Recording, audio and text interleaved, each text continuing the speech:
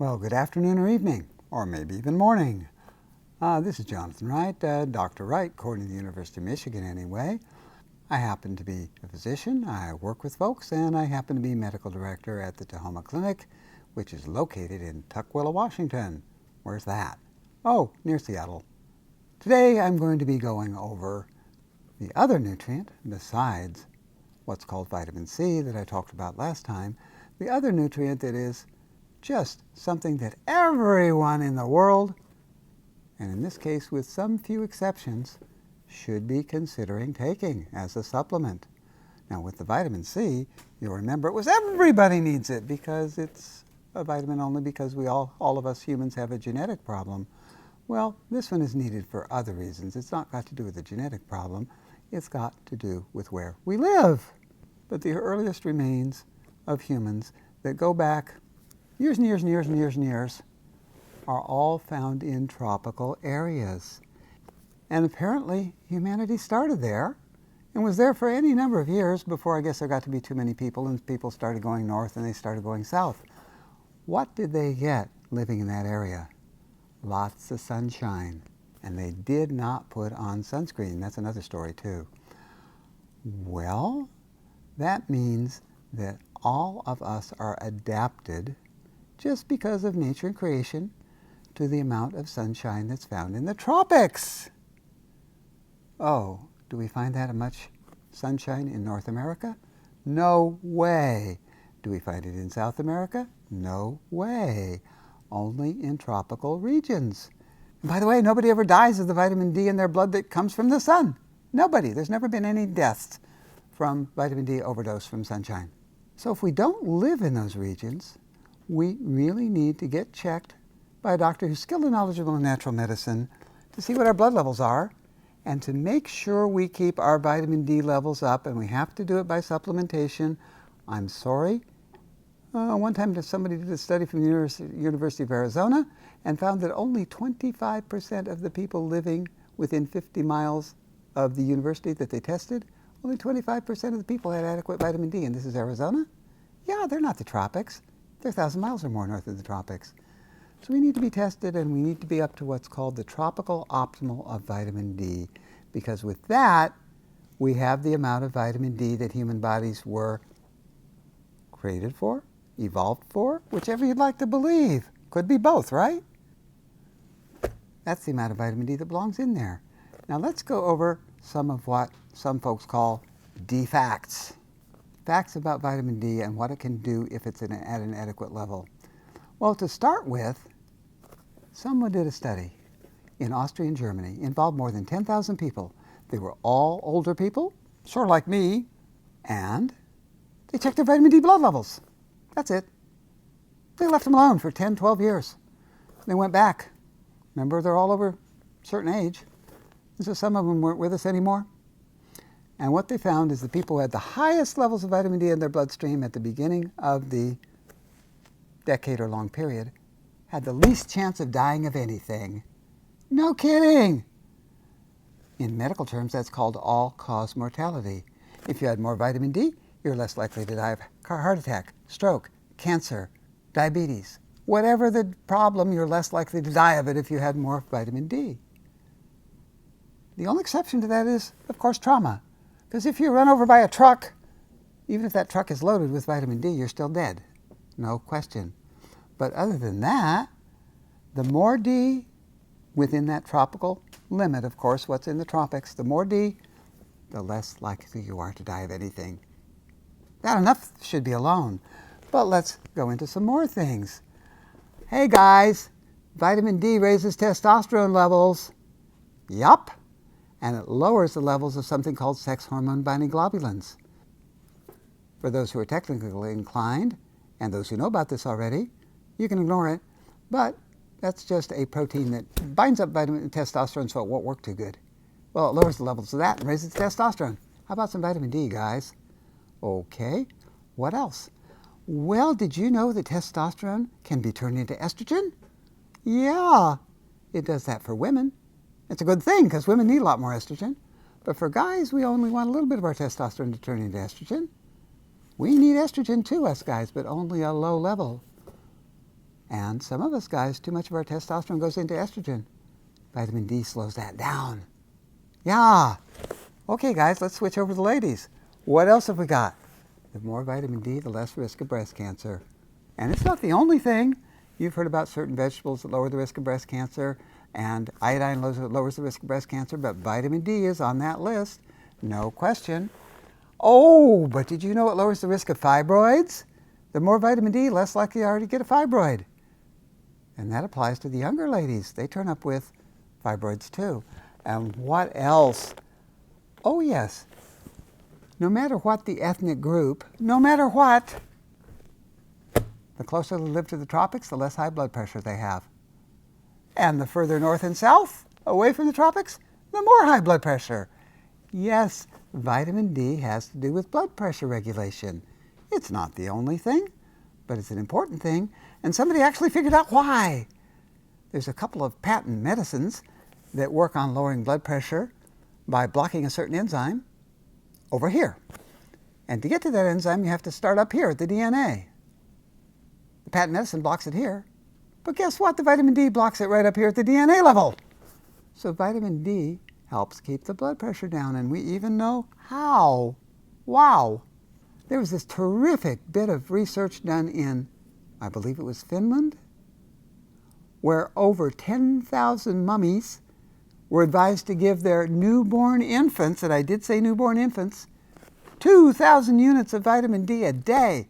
Whoa! Oh, by the way, none of the babies were hurt at all. 2,000 units a day for an infant, newborn. Nobody got hurt. Well, they were advised to do that.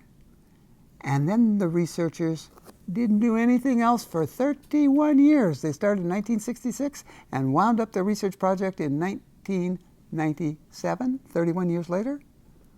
And they went back, okay, which mummies gave the vitamin D and which mummies didn't? Because does everybody do what the doctor says? You know the answer to that. Some do, some don't.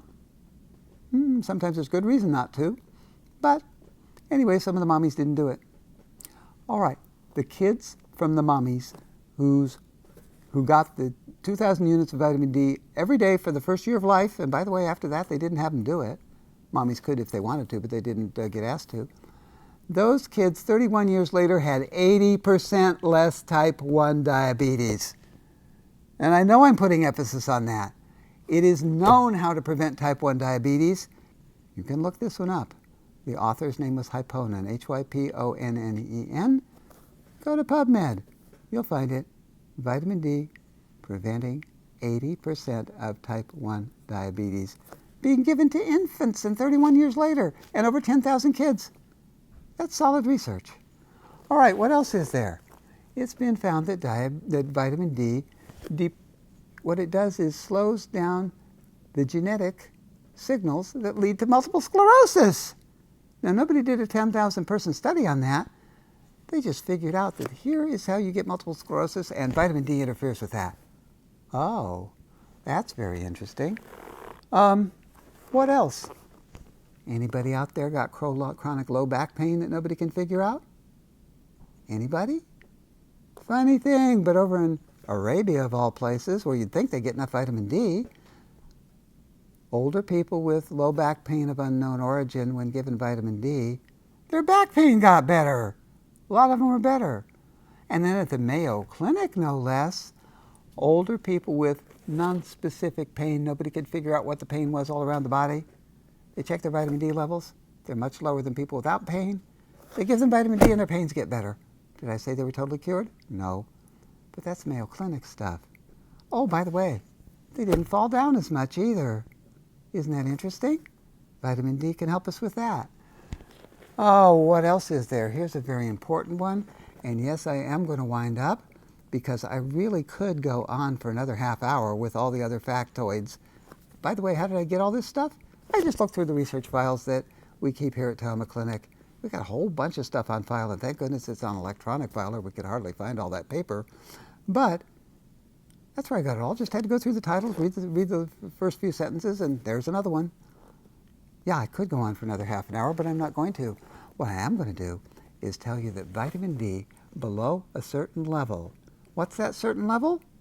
Well, it's a level up to the so-called tropical optimal, almost, but not quite. Vitamin D, when it gets into the better areas, it actually helps the body to make human-made germ killers. Yeah, our bodies can actually make what we would loosely call antibiotics if we have enough vitamin D. And if we don't have enough vitamin D, our bodies can't make those. This is for real. We can actually make our own germ-fighting substances in our own bodies if we have enough vitamin D. Now, those substances, for some silly reason, are called cathelicidins. What they do is they kill germs. So where they got this name cathelicidins, I have no idea. But that's what they're called. Look it up. So if we have a good level of vitamin D, we're less likely to get an infection, because here comes the germ, and there goes the cathelicidins, and bang, germ's dead. I didn't say we'll never get an infection, but we're less likely. All right. I think that's the end of the list of things I'm going to tell you about that vitamin D does. But if you ever start looking this up, you'll find there are many, many, many more things that vitamin D does for our health. So, where should our levels of vitamin D be? Do we have to take a supplement? Go get yourself checked. The test is called 25-OH, and that stands for 25-hydroxy vitamin D, 25-OH vitamin D. And the tropical level is 60 to 100, and the units for the technically inclined are nanograms per milliliter, but usually folks just use the numbers 60 to 100. That's what people have in the tropics, and that's what keeps everybody healthy, and that's what people had with either creation or evolution for hundreds of thousands of years before we started moving north and south. So if we've moved so significantly north or south, or at least our ancestors did, hey, sometimes in the Seattle area people don't take vitamin D, we find a 15 or a 20. That's no good at all. That's going to do us very little good. We want to be in that tropical optimal, and do remember that no one ever died in the tropics of too much vitamin D in their bloodstream. The rest of us should take it as a supplement if we're going to stay as optimally as healthy as we can. And somebody's going to say, well, why don't I get more sunshine? Well, yes, that will help a lot. How much sunshine are you going to get in Seattle? Maybe you do a whole lot better in Florida. But even so, that's not the tropics, so you still need to go get tested and see where you are. And if you're going to rely on sunshine, oh my goodness, aren't I going to get skin cancer? Not if you're eating correctly. Now, I happen to do a newsletter. It's called Green Medicine. And the May issue, hey, this is May right now. The May issue reviewed an article by an Israeli scientist, a really good one. It had over 140 citations and references. And what it tells us is if we have all of certain nutrients in our diets, that our risk of skin cancer, the worst kind, melanoma cancer, is much lower. Here's a number. If we happen to be ethnic Greek and living in Greece and eating a traditional Greek diet, we get roughly 3 melanomas per 100,000 people. If we happen to be Greek and we've moved to Australia and we're eating a traditional Australian diet, I should say a standard Australian diet, which is SAD, which is just the same as standard American diet, we get 36 melanomas per 100,000 people. And so what this professor does, she lists all the different nutrients that are in the Mediterranean diet that block that skin cancer. One other thing about getting skin cancer from the sun, but in the 1920s, the level of skin cancer was here and nobody was using sunscreen. And if you look at a graph, the amount of melanoma skin cancer and the amount of sunscreen use goes up in parallel. That doesn't say that the sunscreen causes breast cancer, or skin cancer, excuse me. What it does say is it doesn't really help it that much, does it? Because as they both go up, they go up in parallel.